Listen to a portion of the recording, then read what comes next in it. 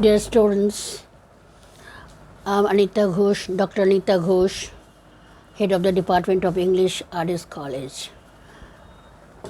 Today I'm going to deliver my lecture on Marxism and literary theory. Marxism is a materialistic philosophy which tries to interpret the world based on the concrete natural world around us and the society we live in. It is opposed to idealist philosophy, which conceptualized a spiritual world elsewhere that influences and controls the material world in one scene, in tries to people's thought into reverse gear, as it was a total deviation from the philosophies that came before it. Karl Marx himself has commented on the revolutionary nature of Marxism. The philosophers have only interpreted the world in various ways. He points it to change it. It is true that while other philosophy tried to understand the world, Marxism tried to change it. According to Marxism, society progresses through the struggle between opposing forces. It is this struggle between opposing the classes that result in social transformation. History progresses through this class struggle. Class struggle originates out of the exploitation of one class by another throughout history. During the feudal period, the tension was between the feudal lords and the peasants, and in the industrial age the struggle was between the capitalist class, the bourgeois, and the industrial working class, the proletariat. Classes have common interest in a capitalist system. The proletariat is always in conflict with the capitalist class. The confrontation, according to Marx, will finally result in replacing the system by socialism.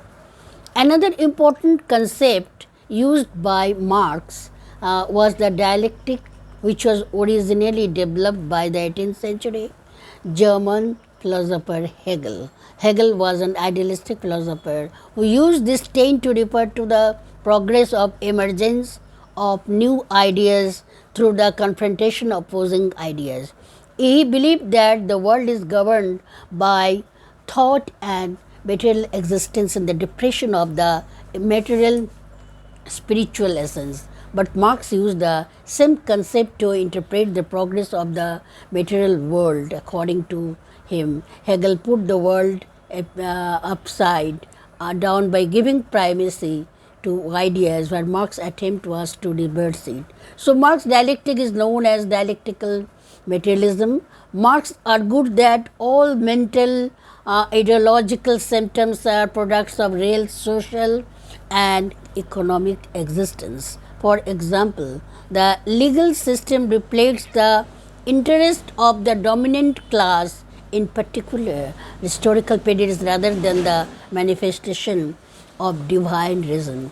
Marxist dialectic can be understood as the science of the general and abstract laws of development of nature, society, and thoughts.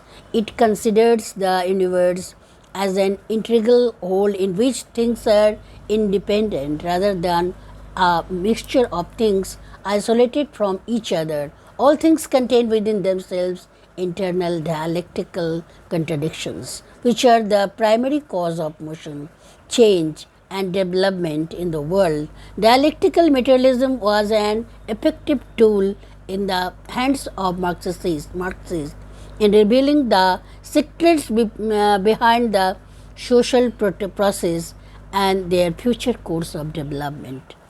One of the fundamental concepts of classical Marxist thought is the concept of the best and superstructure, which refers to the relationship between the material means of production and the cultural world of ideas, art, and ideas. It is essentially a symbolic concept which employed the structure of the building to explain the relationship.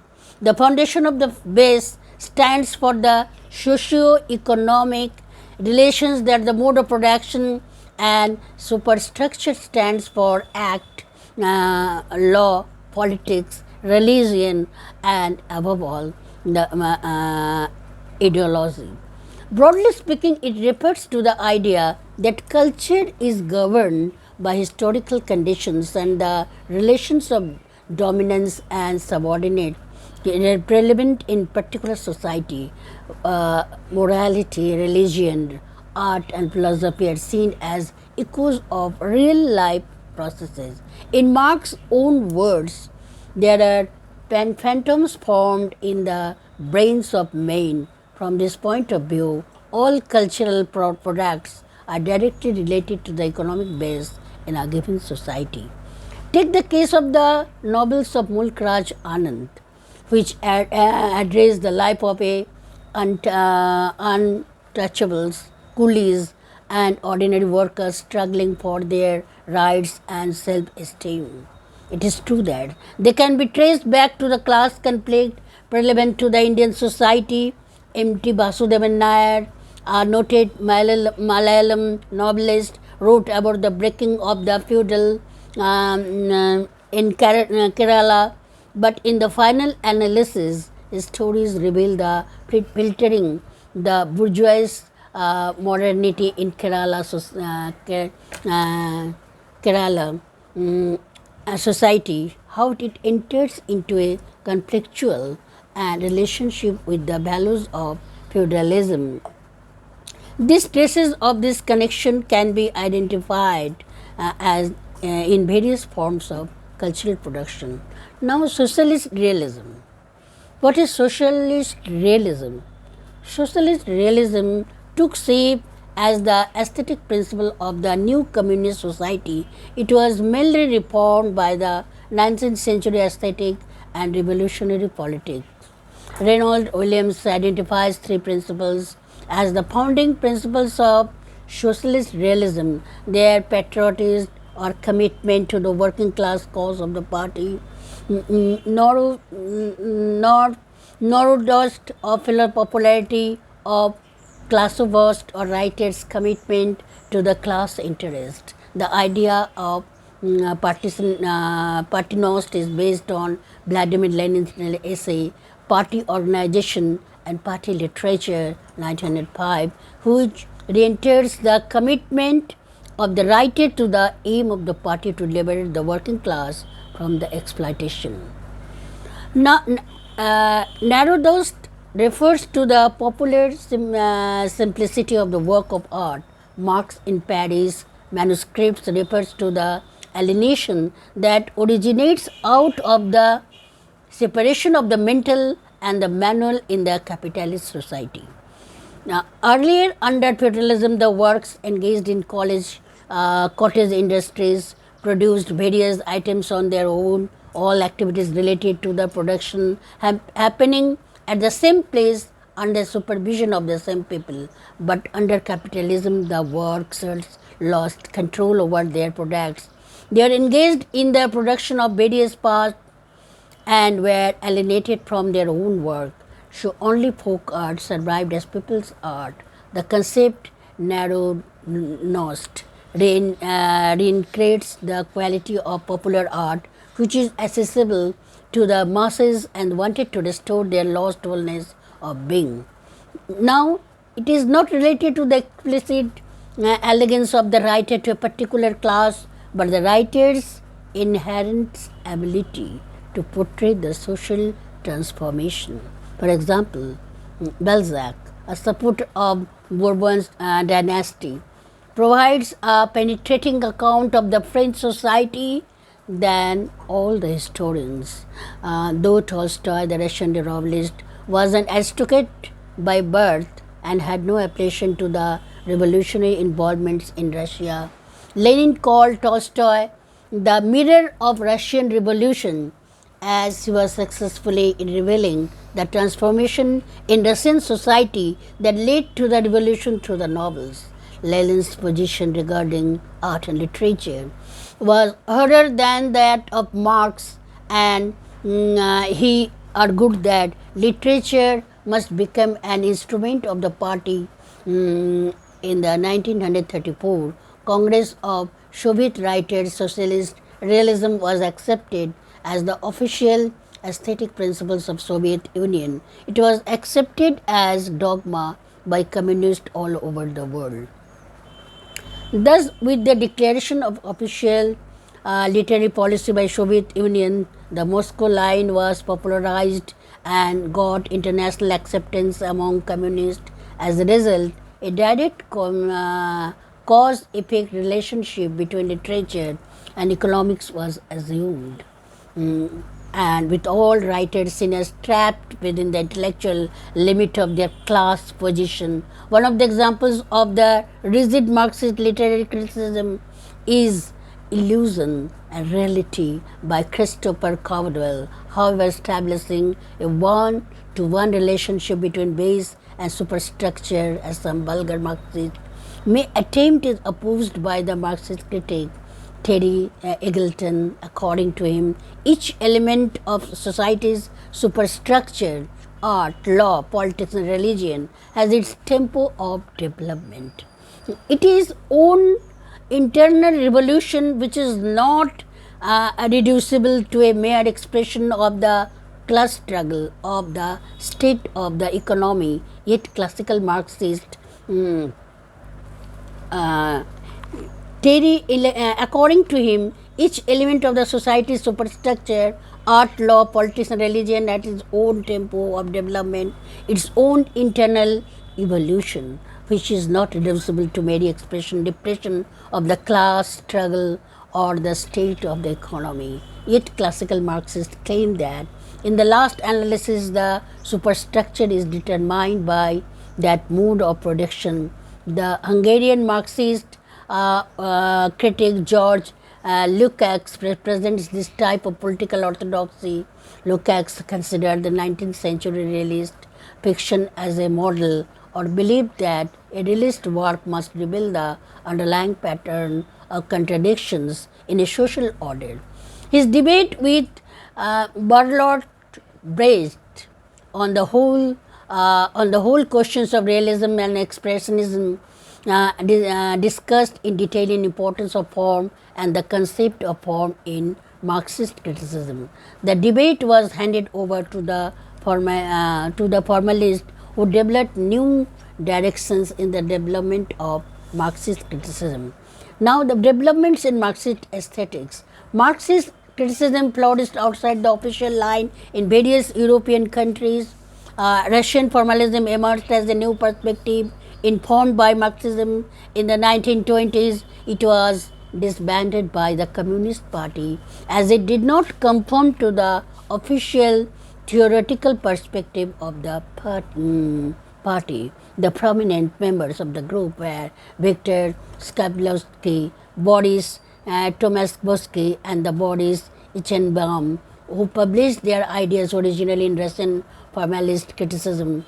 4 essays edited by Lee T. Lehman and Marion J. Reeves. Though suppressed in Soviet Union, the formalists emerged in various forms in the USA, Germany, and Prague. On the members of this group, Mikhail Bakhtin remained in Soviet Union and continued his critical practice in concept of dialogism, affirmed plurality and variety. It was an argument against the hegemony of absolute authorial control. He affirmed the need to take others and otherness into account. In one sense, it was an argument against the increasing homogeneity of the cultural and political life in Soviet Union. Many others belonging to the same perspective went into exile and continued their work abroad. It was the beginning of a new form of Marxist criticism. Johann Jacobson founded the Prague Linguistic Circle along with the Rein Wellek and few others. In Germany, the Frankfurt School of Marxist Aesthetics was founded in 1923 as the Political Research Institute attached to the University of Frankfurt. Walter Benjamin, Theodor Adorno, and Herbert Marcuse were some of the important figures attached with this school. and they tried to combine aspects of formalism with the theories of Marx and Freud. They produced for the first time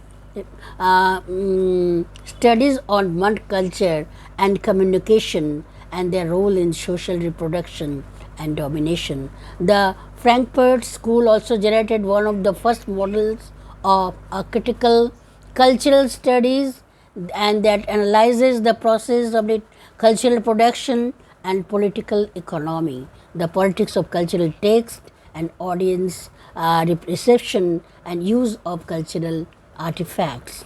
Marxist scholars like Walter Benjamin and Bertolt Brecht considered as a social production. Walter Benjamin's essay, The Author as Producer, 1934, addresses the question, what's the retail work's position within the relation of production of this time? Benjamin tries to argue that artistic production depends upon certain techniques of production which are part of the productive forces of art like publishing and theatrical presentation and so on. A revolutionary artist shouldn't uncritically accept the existing forces of artistic production but should develop and revolutionize those forces. It helps us in the creation of a new social relations between artist and audience. In this process, authors, readers and spectators became collaborators. The experimental theatre developed by Brecht is a realization of Benjamin's concept. Bertolt Brecht, a close friend of Benjamin, developed the concept of epic theatre, which dismantled the traditional naturalistic theatre and produced a new kind of theatre, altering the functional relations between stage and audience, the text, producer and act. The bourgeois theatre is based on illusionism. The audience is the passive consumer. The play doesn't stimulate them to drink constructively. According to Brecht, this based on the assumption that the world is fixed, given, and unchangeable. The duty of art is to provide escapist entertainment. Brecht's famous contribution to alienation effect. The technique is to alienate the spectators from the performance and to prevent them from emotionally identifying with the play. It presents the familiar experience in unfamiliar light, forcing the audience to question the attitudes which was considered to be natural and unchanging. He employed techniques like back projection, song, choreography, cutting, and disrupting the action rather than blending it smoothly. The French Marxist thinker Louis Althusser further developed the Marxist approach through the introduction of various concepts like overdetermination, ideology, etc. Overdetermination refers to an effect which arises from various causes rather than from a single factor. This concept undercuts simplistic notions of one-to-one correspondence between base and superstructure. Ideology is another term modified by Althusser. According to him, ideology is a system of representations endowed with an existence and historical role in the heart of a given society. It obscures social reality by naturalizing belief and by promoting values that support it. The civil society spreads ideology through the law, textbooks, religion, rituals and norms so that the people imbibe them even without their knowledge. Ideology is instituted by the state through two apparatus, the repressive state apparatuses and ideological state apparatuses. The RSA includes law codes, prison, policy, army, etc. And ISA include political parties, schools, media, churches, family, art, etc. Althusser imported structuralism to Marxism to this view. Society is a structural whole which consists of relatively autonomous levels legal, political, and cultural whose mode of articulation is only determined by the economy. The founder of Italian Communist Party, Antonio Gramsci, was a politician, political theorist, linguist, and philosopher known as original thinker among Marxist scholars. Gramsci introduced the concept of hegemony and the hegemony is the domination of particular section of the society by the powerful class. The term was originally used by Gramsci as the collective description or a very different and exploited group who lack class consciousness, but now it is being used to represent all marginalized sections like Dalits, women, and minorities, etc. An influential figure among the new left was Raymond Williams, and he coined the critical method, cultural materialism, which has four characteristics: historical concept, theoretical method, political commitment, and textual analysis. Cultural materialism gives us different perspectives based on what we choose to suppress or reveal in reading from the past. Cultural materialism argues that culture is a constitutive, a social progress which actively creates different ways of life. Similarly, creation of meaning is viewed as a practical, material activity which cannot be consigned to a secondary level. Another important concept in William thought is structures of feeling, their values that are changing and being formed as we live and react to the material world around us. Friedrich Jameson, as the American Marxist intellectual, focused on the critical theory, was influenced by Kenneth Burke. He viewed cultural criticism as an integral feature of Marxist theory. This position represents a break with more orthodox Marxism, along which held a narrow view of historical materialism. In some ways, Jameson has been concerned, along with other Marxist cultural cities such as Terry Eagleton, to articulate Marxism relevance in respect to current philosophical and literary trends. Now, apart from Jameson, contemporary Marxist cities like Terry Eagleton, professor of English literature at the University of Lancaster, England, and Ayaz Ahmad, a well-known Marxist thinker and political commentator from India, have significant contributions in the field of Marxist theory and aesthetics. Now, these in theory classes, nations literature contain Marxist analysis of the concepts like third world literature and Orientalism, and it has been the backbone of almost all modern theory of culture and criticism. It may be a paradox that while Marxist practice has received setbacks in recent years, and Marxist theory has been widely accepted all over the world. Thank you.